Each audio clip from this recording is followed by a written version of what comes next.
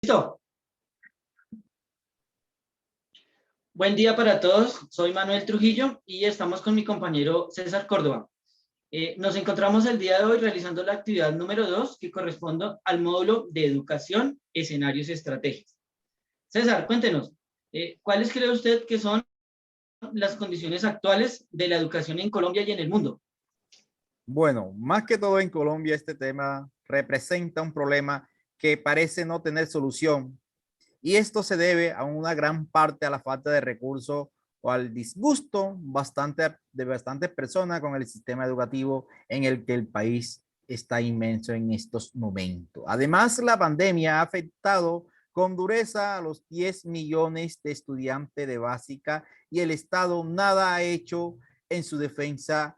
Esta es la situación que padecemos en la parte educativa en Colombia actualmente. Don Manuel, ¿cuáles son las implicaciones que conlleva la educación en esta pandemia? Bueno, César, pues uniéndome a lo que usted menciona, según datos estadísticos del Ministerio de Educación, se cerraron alrededor de 53.717 sedes educativas. Esto es el 82% de sedes oficiales y 18% sedes privadas. Como usted ya lo menciona, pues tenemos cerca de 10 millones de estudiantes de educación básica y media, los cuales fueron matriculados en marzo del año 2020. También tenemos otras implicaciones como son que nuestro sistema educativo se trasladó de las aulas a nuestro hogar, tanto en estudiantes como en docentes. De igual manera, podemos decir que se evidencian varios problemas en cuanto a las clases virtuales. Uno de ellos es que muchos estudiantes no tenían o bien sea computador o bien sea internet, lo cual impedía que se hubieran clases virtuales y sincrónicas. También, según otras encuestas, el DANE menciona que para el año 2019 se encontró que solo el 51% de los hogares tenía acceso a Internet, ya sea por conexión fija o móvil. De esto tenemos que el 61% de los hogares en áreas urbanas y el 20.7% en zona rural. También se ven diferencias notables. En ciudades, por ejemplo, como Bogotá, el 97% de las familias de estrato 5 y 6 tienen acceso a conexión a Internet, mientras que apenas el 17% de las familias de estrato 1 cuentan con este servicio. Como consecuencia de lo anterior, los estudiantes más pobres tienen menos acompañamiento en las clases virtuales y en otras actividades asincrónicas en casa. Cabe resaltar que los docentes y estudiantes de los colegios oficiales que no tienen internet, pues tampoco cuentan con las competencias digitales necesarias. Y como por último, al cerrar los colegios, se perdió la oportunidad y la posibilidad de compensar a los estudiantes con menos recursos. Teniendo en cuenta a la temática respuestas allí, entonces, ¿cuáles son las propuestas que ha realizado el gobierno o el Ministerio de Educación Nacional enfocado en los planes de alternancia educativa? Entonces, teniendo en cuenta esta situación, en junio del año 2020, el Ministerio de Educación, en conjunto con el Ministerio de Salud, emitieron los lineamientos para aplicar el esquema de alternancia del servicio educativo, el cual se llamó RGPS, Retorno Gradual, Progresivo y Seguro. Esto con el fin de garantizar y asegurar la continuidad del servicio de educación en Colombia durante la situación de emergencia sanitaria derivada de la pandemia. En palabras de la ministra María Victoria Angulo,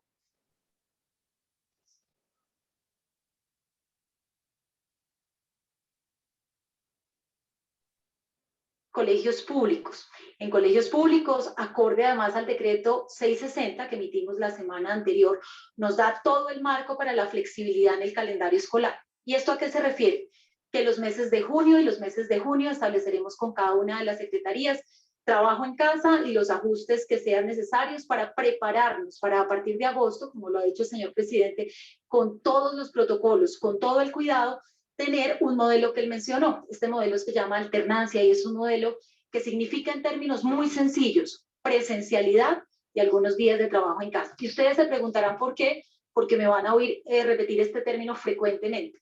Y es porque tenemos que mantener, como dijo el señor presidente, el número de grupos, horarios. Piensen que activar el sector educativo, además de este amor y trabajo de los maestros, es pensar en el impacto en el transporte, en los horarios de las distintas cohortes, en las dinámicas de cada municipio. Entonces, todo esto, señor presidente, vamos a iniciar a trabajarlo con los secretarios de educación, que de antemano nos han venido planteando diversas estrategias y que al protocolo que tiene el ministerio, desde mañana comenzamos a robustecerlo y nutrirlo con la actividad de cada una de las regiones.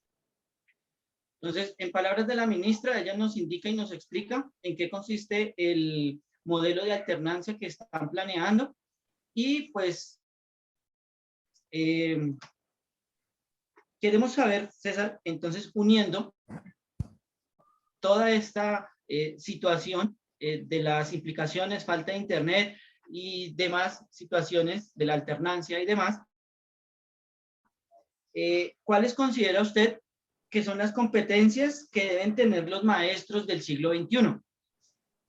Bueno, más que todo, estas competencias, vamos a mencionar 5 de las que más resaltan en estos momentos. Primero que todo, aprender nuevas tecnologías, ¿verdad? Porque la tecnología es la información de la comunicación a través de las TIC, que es una competencia básica para la vida igual a la lectura y la escritura y las matemáticas. El docente del siglo XXI debe saber transmitir estos conocimientos hacia el alumno.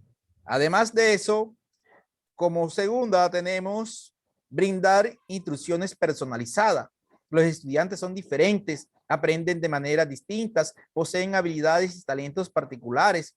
A esto se suma que mediante su celular o tablet o computador tienen acceso instantáneo a cualquier tipo de información. Por ejemplo, cualquier medida posible de adaptar las instrucciones necesarias para cada alumno en su momento y lo puede utilizar en clase, porque igualmente esta pandemia lo que nos ha dejado es la adaptación de esas herramientas tecnológicas.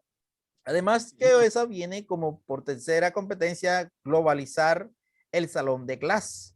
Esto hace referente al mundo interconectado, cada vez más pequeño. Tenemos la oportunidad de aprender sobre otras culturas. Por ejemplo, nosotros podemos aprender desde la cultura, por ejemplo, la cultura árabe con la cultura que tenemos acá. Podemos hacer un intercambio a través de esas plataformas para que los estudiantes puedan conocer y asimismo afianzar su cultura, y esto ayuda mucho a mejorar ese auténtica y morales en la actividad. Como cuarto, tenemos incentivar a los alumnos a producir contenidos.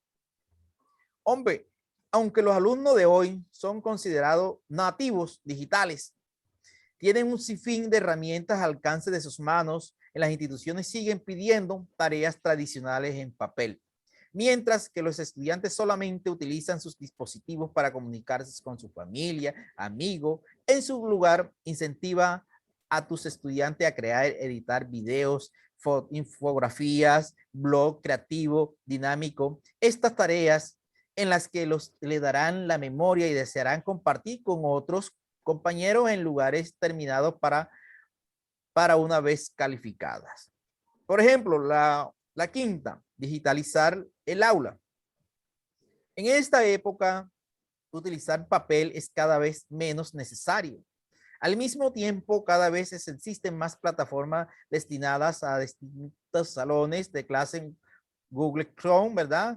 Entre otros, Wikipedia, por ejemplo, tenemos esta plataforma de Zoom, entre otros, algunos de ellas instantáneas al alumno que se basan en sus tareas, comparten sus materias y participan en sus debates a través de este medio.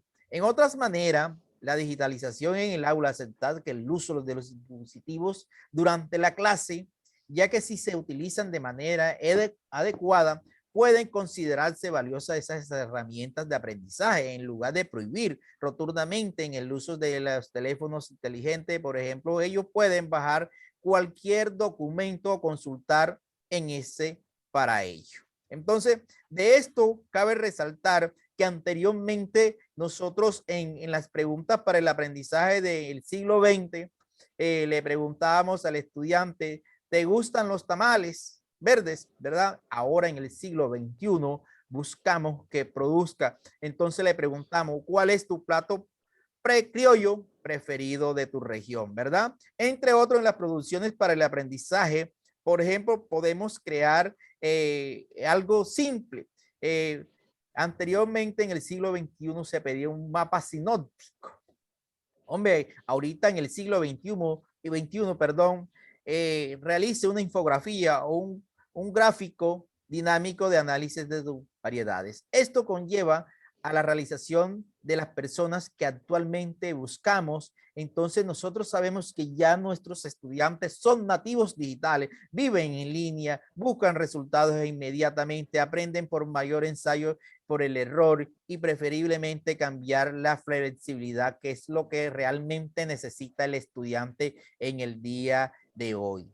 Entonces, con esto queremos dar esta reflexión que es importante esas herramientas en el día de hoy para darle utilización a los estudiantes.